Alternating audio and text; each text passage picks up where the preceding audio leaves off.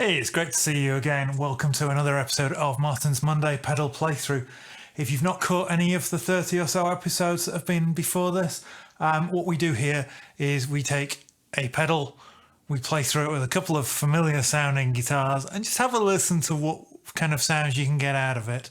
It's not a review per se, it's not a demo per se, it's just exploring the tones available in one of the many pedals in my collection. While you're here, make sure you click that thumbs up icon down below. That's very much appreciated. It really helps the YouTube algorithm. Subscribe to the channel if you're not already. We're trying to build a really cool community here. And comment down below if you tried this pedal and if you have any other thoughts whatsoever. Right, let's get right on with it.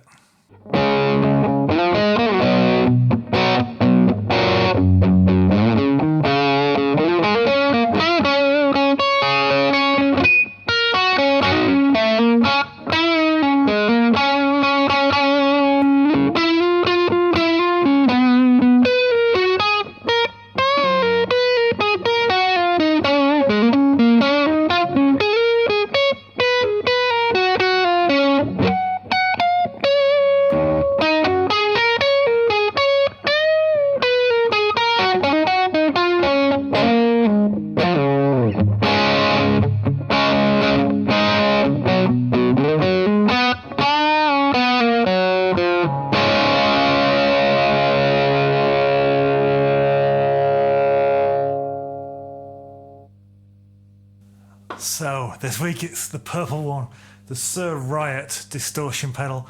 This comes in two versions. This is the traditional Riot. There's also the Riot Reloaded that is differently voiced, a bit more modern sounding. This I believe is based on a Rat circuit, but with some of John Suhr's tweaks to make it just sound like a really great distortion pedal. We've got three knobs. We've got a distortion, we've got a level, and we've got a tone. And then there's this 3-position voice switch. I've had this pedal a long time. Playing Les Paul with Brandon Wound 59 clone vintage sounding pickups. Clean tone. Sounds a bit like this. Bridge pickup.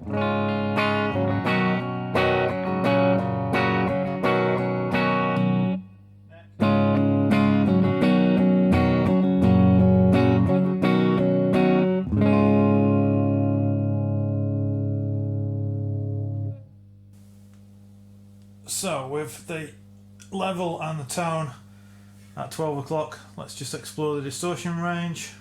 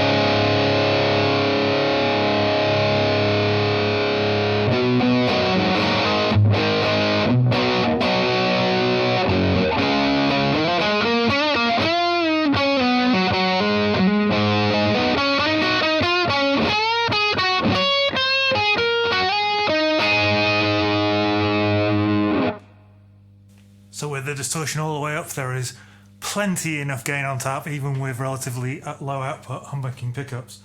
And it will even go a little bit higher. I believe that the voice switch has more effect the higher the gain is, so this seems to be the perfect place to explore that. You'll notice I turned the level control down as I was turning the distortion up. That's just to kind of maintain some semblance of unity level so things don't clip too much.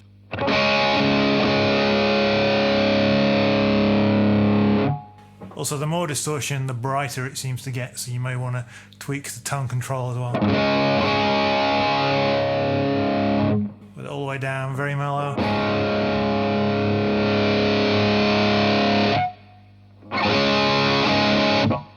And gets pretty fizzy all the way up, which if you're looking for that kind of more modern metal tone or whatever, or you've got your gain lower, maybe something useful, but it gets pretty fizzy for what I'm looking for.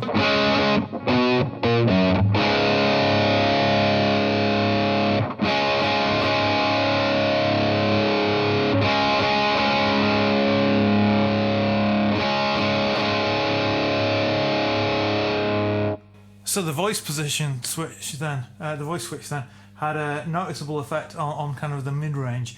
It seems to have a slightly more scooped sound to the left, kind of normal sounding, balanced in the middle, and then kind of enhance the high end a little bit in the right. Let's try that again. So I'll go left, middle, right.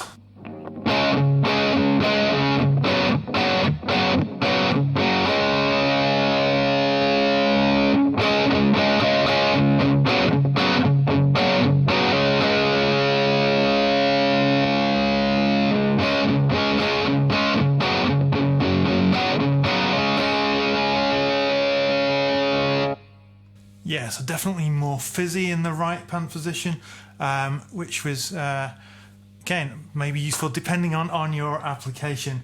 For me, in the middle is where it's at. It kind of gives the more body to the tone, but I'm not a kind of mega scooped kind of guy. Really depends on your application. And then level control, obviously, is just to balance the level up. So it's the kind of pedal that you need to play around with. There is a huge range of tones available, you know, in this little purple box. Let's have just one last play, and then we'll plug in some single coils and hear how it responds to a Fender Telecaster.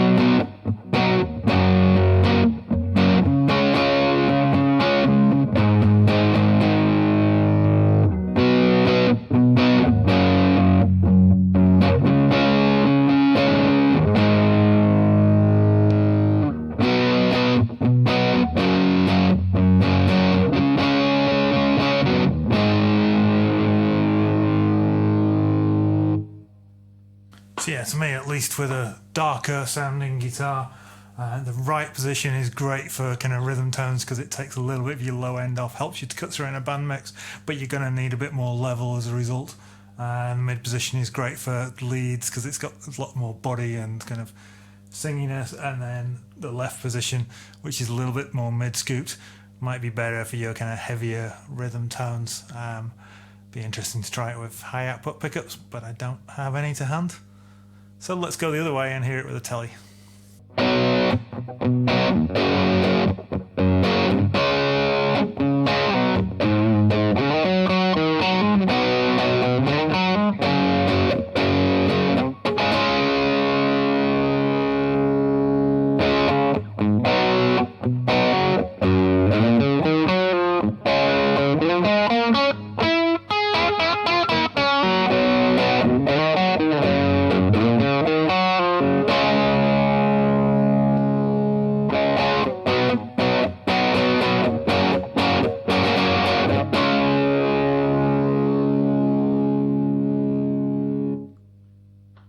So, fairly standard American Fender Telecaster.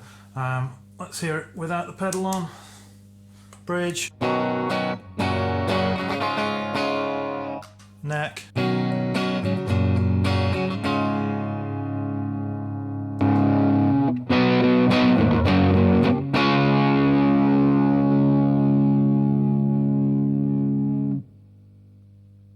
So again, hopefully you heard the three different voices there. very distinctive. I don't know that I personally have a lot of use for the left one. You can see maybe on the camera some little green markings, which were kind of my favourite settings. And that is with the distortion at about 1 o'clock, the voice position in the middle, level like 11, tone at 11. But that was set years ago when I was probably playing in Ibanez JS. So let's hear how that works with this guitar.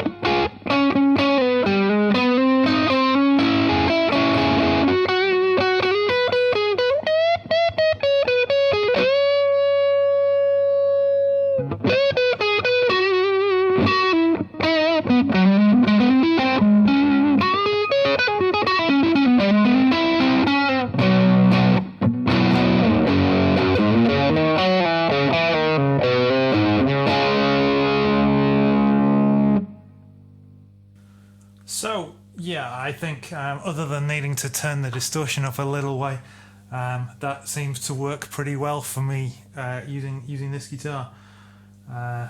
Yeah, and this pedal is remarkably quiet even under studio lights.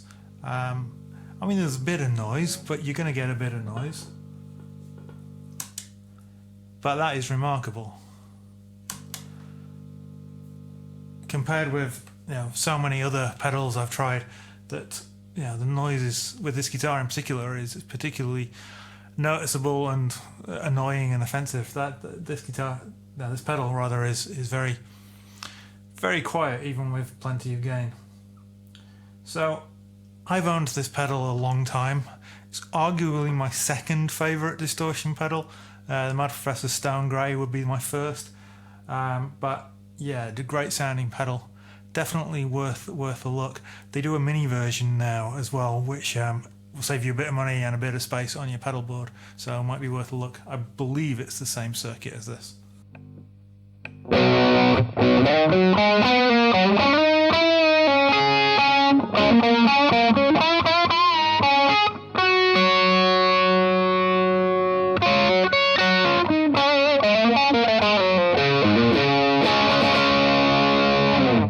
So thanks once again for watching Martin's Monday pedal playthrough. Come back next week for another pedal exploration. Until then, if you've not clicked the thumbs up icon, please do. Subscribe if you're not already. Comment down below. I'll see you next week. Take care.